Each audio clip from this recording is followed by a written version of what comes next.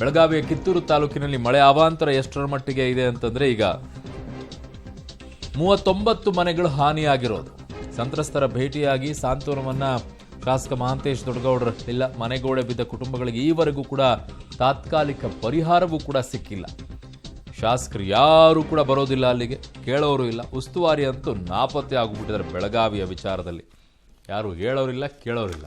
ಹೆಸರಿಗೆ ಮಾತ್ರ ರಾಜ್ಯದಲ್ಲಿ ಒಂದು ದೊಡ್ಡ ಜಿಲ್ಲೆ, ಅದು 18 ವಿಧಾನಸಭಾ ಕ್ಷೇತ್ರ, ದೊಡ್ಡ ಜಿಲ್ಲೆ ಇದ್ರೂ ಕೂಡ ಯಾರು ಕೇಳಲ್ಲ, ದಾದು ಪಿರ್ಯಾದೇ ಇಲ್ಲ. ಉಸ್ತುವಾರಿಯವರು ಸಿಕ್ಕಾಪಟ್ಟೆ ಬ್ಯುಸಿ ಇದ್ದಾರೆ, ಯಾರು ಹೋಗಂಗಿಲ್ಲ ಅಲ್ಲಿಗೆ. ಮನೆ ಬಿದ್ದು ಹೋಗ್ತಿವೆ. ಆಮೇಲೆ ಜನರಿಗೂ ಅಷ್ಟೇ, ಈ ಮಣ್ಣಿನ ಮನೆಗಳು ಬೀಳುವಂಥ ಪರಿಸ್ಥಿತಿಯಲ್ಲಿದ್ದರೆ ತಕ್ಕೊಂಡು ಬಿಡಿ ಅಂತಂದರೆ ಅದನ್ನೂ ಕೇಳಲ್ಲ. ಅದು ಬೀಳೋವರೆಗೂ ಕಾಯ್ತಾ ಇರ್ತಾರೆ, ಹೆಚ್ಚು ಕಡಿಮೆ ಆಗುವವರೆಗೂ ಕಾಯ್ತಾ ಇರ್ತಾರೆ. ಜೀವ ಯಾಕ್ರಿ ಜೀವದ ಜೊತೆಗೆ ಚೆಲ್ಲಾಟ ಆಡ್ಕೊಳ್ತೀರಾ? ಮನೆಗಳು ಮಳೆ ಸಂದರ್ಭದಲ್ಲಿ ಇವೆಲ್ಲ ಮಣ್ಣಿನ ಮನೆಗಳು ನಿಲ್ಲುತ್ತಾ? ನಿಮಗೆ ಗೊತ್ತಿರುತ್ತೆ, ಅವರಿಗೆ ಈ ಮಳೆ ಬಂದರೆ ಬೀಳುತ್ತೆ, ಇದು ಗೊತ್ತಾಗಿರುತ್ತೆ ಅಂದರೂ ಕೂಡ ಅದರಲ್ಲೇ ಇರೋದು, ಬೀಳೋವರೆಗೂ ಕಾಯ್ತಾ ಇರೋದು. ಒಂದಿಷ್ಟು ಪರಿಹಾರ ಆದರೂ ಬರುತ್ತೆ ಅಂತ ಹೇಳಿ ತಪ್ಪಲ್ಲ ಅವ್ರು ಮಾಡುವಂಥದ್ದು. ಆದರೆ ಜೀವದ ಜೊತೆಗೆ ನೀವು ತಳ್ಳಿ ಮಾಡ್ಕೊಳ್ಳೋಕೆ ಹೋಗ್ಬಿಡಿ. ಕಿತ್ತೂರು ತಾಲೂಕಿನ ಕತ್ರಿದಡ್ಡಿ, ದಿಂಡಲ್ಕೊಪ್ಪ, ಗಲಗಿನಮಡ, ನಿಚ್ಚಣಕಿ, ದೇಗಾಂವ್, ಚಿಕ್ಕನಂದಿಹಳ್ಳಿ, ತಿಗಡೊಳ್ಳಿ, ಬೈಲೂರು, ಖೋದಾನಪುರ, ವೀರಾಪುರ, ಮಾರ್ಗನಕೊಪ್ಪ, ಡೊಂಬರ್ಕೊಪ್ಪ ಸೇರಿ ಹಲವು ಗ್ರಾಮಗಳಲ್ಲಿ ಮನೆಗೋಡೆ ಕುಸಿದೋಗಿದೆ.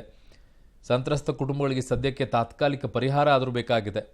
ಕುಲವಳೆ ಗ್ರಾಮ ಪಂಚಾಯಿತಿ ವ್ಯಾಪ್ತಿಯೊಂದರಲ್ಲೇ 10ಕ್ಕೂ ಹೆಚ್ಚು ಮನೆಗಳಿಗೆ ಹಾನಿಯಾಗಿದೆ. ಇದೆಲ್ಲ ಮಳೆಯ ಪರಿಣಾಮ ಬೆಳಗಾವಿಯಲ್ಲಿ. ಸೌದಿಗೆ ದಿಲೀಪ್ ಕುರುಂದವಾಡಿ ನನ್ನೊಂದಿಗೆ ದೂರವಾಣಿ ಸಂಪರ್ಕದಲ್ಲಿದ್ದಾರೆ. ದಿಲೀಪ್, ಈಗ ಜಿಲ್ಲಾ ಉಸ್ತುವಾರಿಯೂ ಇಲ್ಲ, ಶಾಸಕರು ಕೂಡ ಹೋಗಿ ಕೇಳಲ್ಲ ಅಂತಂದರೆ ಜನ ಏನು ಮಾಡಬೇಕು? ಒಂದಿಷ್ಟು ಬೈತಾರೆ, ಕೋಪ ಮಾಡ್ಕೊಳ್ತಾರೆ, ಅಲ್ಲಿಗೆ ಮುಗೀತು.